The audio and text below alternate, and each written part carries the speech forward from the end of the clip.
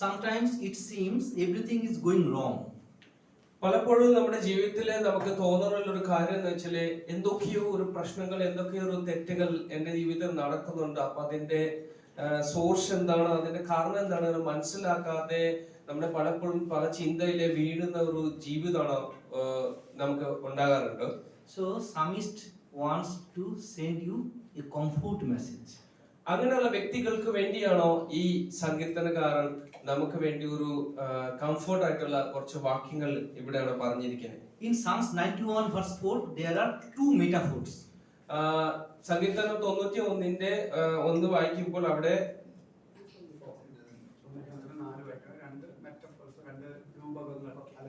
രണ്ട് രൂപങ്ങൾ ആണെങ്കിൽ ചിത്രീകരിച്ച് പറയുന്ന ഭാഷകളാണെങ്കിൽ അങ്ങനെയുള്ള വാക്യങ്ങളാണ് ഇവിടെ ഉപയോഗിച്ചിരിക്കുന്നത്. Number 1 is wings, number 2 is shield.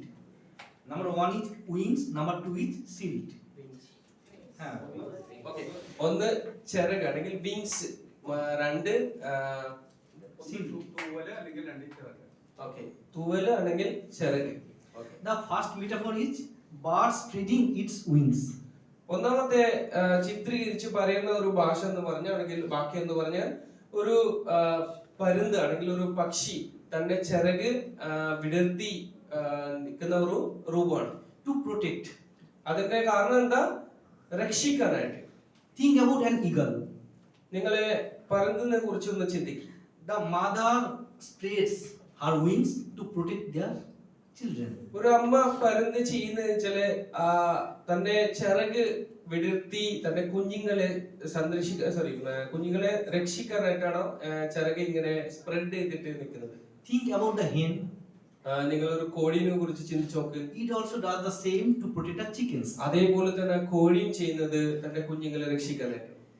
So the bird hunter cannot touch the chicken. അപ്പൊ അതിന്റെ ഉദ്ദേശം എന്ന് വെച്ചാല് വേറെ ഒരു പക്ഷിയോ ആണെങ്കിൽ വേറെ ഒരു വസ്തു ആണെങ്കിലും വന്നിട്ട് ആ കുഞ്ഞിനെ ആ അമ്മയുടെ അടുത്ത് നിന്ന് കൊണ്ടുപോകാതെ അല്ലെങ്കിൽ കൊണ്ടുപോകാൻ പറ്റാത്ത രീതിയിലാണ് അമ്മ ആ കുഞ്ഞിനെ രക്ഷിക്കുന്നത്. The second metaphor is shield. രണ്ടാമത്തെ ഷീൽഡ്, പരിച. Okay. The wing and shield are two ways of talking the same thing. ഈ രണ്ട് ചിത്രീകരിച്ച് ഉപയോഗിക്കുന്ന വാക്യം എന്ന് വെച്ചാൽ ഒരേ അർത്ഥങ്ങളാണ് തരുന്നത്, പക്ഷെ വേറെ രീതിയിലാണ് അത് പറഞ്ഞത്. So my dear brothers and sisters who trust in God's faithfulness, who trust in God's faithfulness. Okay. നമ്മുടെ എല്ലാവരും അപ്പോ ചെയ്യുന്ന വെച്ചാല് ദൈവത്തെ വിശ്വസിക്കുന്നവർ, ദൈവത്തെ ആശ്രയിക്കുന്ന വിശ്വസ്തതയിലും ദൈവത്തിന്റെ കരുണയിലും ആശ്രയിക്കുക. He certainly will give you the refuse. Okay. ദൈവത്തെ ആശ്രയിക്കുകയും ദൈവത്തെ വിശ്വസിക്കുന്ന വ്യക്തിനെ ദൈവം എപ്പോഴും സംരക്ഷിക്കും. And you know our God is the best goalkeeper in the world. നിങ്ങളെ അറിയോ, നമ്മുടെ ദൈവം വെച്ചാൽ ലോകത്തിലെ ഏറ്റവും നല്ലൊരു goal keeper. Yeah, if God stands like that way, no ball will pass.